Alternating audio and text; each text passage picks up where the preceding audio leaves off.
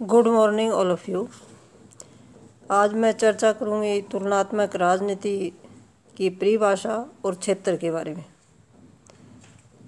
राजनीति की क्या परिभाषाएं दी है विद्वानों ने तुलनात्मक राजनीति की, और उसका कितना क्षेत्र है।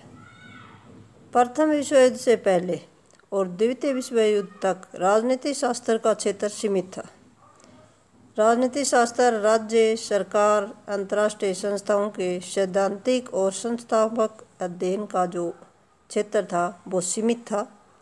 दूसरे शब्दों में कहें तो राजनीति शास्त्र के अध्ययन में केवल राज्य, सरकार, प्रभावकर्ता, सत्ता, शक्ति आदि का ही अध्ययन किया जाता था। प्रथम विश्व युद्ध के बाद राज्यों के हालात बदल गए। हालात समय बदलने से राजनीति शास्त्र के विषय में भी परिवर्तन आना स्वाभाविक ही था। इस परिवर्तन के फलस्वरूप कई नई धारणाएं और मूल्यों आदि ने राजनीति शास्त्र के क्षेत्र में प्रवेश किया। उनमें एक नई धारणा तुलनात्मक राजनीति की है। इस धारणा ने राजनीति शास्त्र के विषय में एक प्रकार की क्रांति ला दी। तुलनात्मक राजनीति की शुरुआत करने का श्रेय राजनीति शास्त्र के जनक अरस्तु को है। अरस्तु ने लगभग 158 देशों के संविधानों का तुलनात्मक अध्ययन करके ही अपनी प्रसिद्ध पुस्तक पॉलिटिक्स लिखी थी।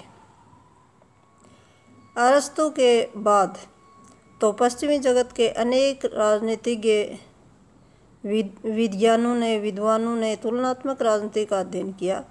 तुलनात्मक राजनीति में परंपरागत दृष्टिकोण का त्याग किया और राज्य और सरकार के सैद्धांतिक अध्ययन की अपेक्षा संपूर्ण राजनीतिक प्रणाली के अध्ययन पर बल दिया।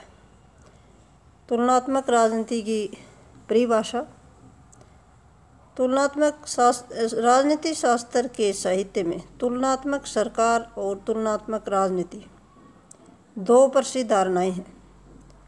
साधारण व्यक्ति के लिए इन दोनों धारणाओं में कोई विशेष अंतर प्रतीत नहीं होता है और कुछ राजनीतिज्ञ भी इन दोनों धारणाओं का प्रयोग एक दूसरे के स्थान पर कर लेते हैं, परंतु ऐसा करना उचित नहीं है क्योंकि ये दोनों धारणाएं अलग अलग हैं। तुलनात्मक राजनीति के अर्थ और परिभाषा को लेकर विद्वानों में काफ़ी मतभेद है। ये मतभेद इसलिए है कि तुलनात्मक राजनीति का विषय क्षेत्र अभी भी सुनिश्चित नहीं किया गया है।